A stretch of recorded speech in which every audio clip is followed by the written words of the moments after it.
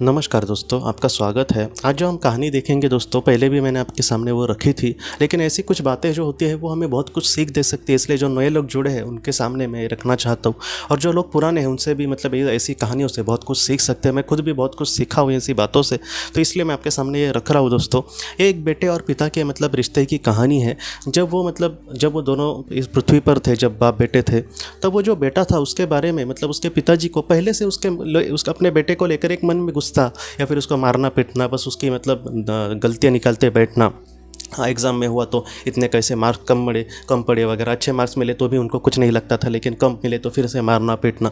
तो इस तरीके से पिता ने अपने बेटे के साथ व्यवहार किया, और जब वो बेटा बड़ा हो गया तब वो अपने रास्ते चला गया। वो बाद में अपने पिताजी को नहीं पूछता था, और बाद में वो अपने पिताजी से मिला भी नहीं।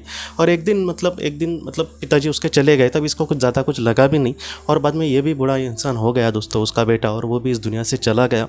लेकिन वो जो बेटा था वो एक अच्छा इंसान था। जब वो आत्मलोक में पहुँच गया तब उसके जो करीबी लोग थे सारे उसका स्वागत करने के लिए उस दुनिया में आए थे, और इसको भी बहुत ज़्यादा खुशी हो रही थी, क्योंकि एक पृथ्वी का जीवन खत्म करके एक अच्छा जीवन उसने मतलब जिया था, एक अच्छे कर्म करने की कोशिश करी थी। इसलिए सब लोग, उसकी मार्गदर्शक आत्मा हो, उसकी करीबी आत्मा हो, सब लोग उससे बहुत ही ज़्यादा खुश थे।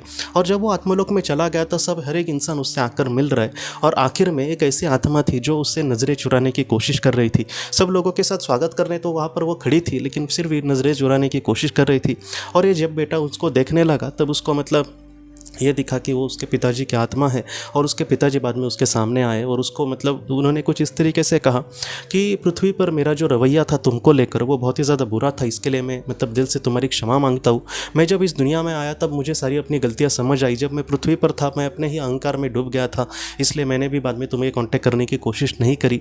लेकिन मुझे आज अपनी गलती का यहाँ पर आने के बाद बहुत ही एहसास हो रहा है, और बाद में मैं अपना मतलब जीवन जो है मुझे अभी जल्दी लेकर अपने पाप को फल मतलब जो भी है उसको भुगत कर मैं इनसे सारी चीज़ों से मुक्त हो जाऊंगा। लेकिन मैंने तुम्हारे साथ जो भी बुरा किया उसके लिए मैं दिल से तुम्हारी क्षमा मांगता हूँ बेटा।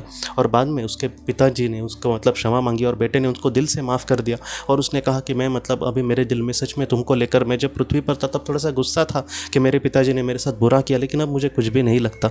तुम्हारे जो आगे का सफ़र है उसके लिए मैं दिल से प्रार्थना करता हूँ। तो इस तरीके से मिलकर मतलब इस तरीके से उन लोगों में बातें हुई दोस्तों। तो ये जो कहानी है ये सच्ची कहानी है। ये हमको यही सिखाती है कि हमारे जीवन के जो भी बुरे कर्म है वो कल मतलब आज तो किसी को दुख देते ही होंगे, लेकिन कल यह सबसे ज़्यादा दुख, मैं सच कहूँ ना दोस्तों, हमको खुद को देने वाले। इसलिए हमारे जीवन में हो सकता है कि हमने किसी का बुरा किया तो वह हमें दिल से माफ़ करे, लेकिन हम अपने आप को माफ़ नहीं कर पाएंगे, जिस तरीके से उसके पिताजी ने अपने आप को माफ़ नहीं कर पाए थे। इसलिए जितना हो सके हमें किसी के साथ भी बुरा व्यवहार नहीं करना, जितना हो सके अच्छा बुरा व्यवहार करके अपने जीवन में हमें आगे बढ़ना होगा दोस्तों। तो दोस्तों हम अपने अगले वीडियो में मिलते हैं। आप अपने परिवार का ख्याल रखना। आपका बहुत बहुत धन्यवाद।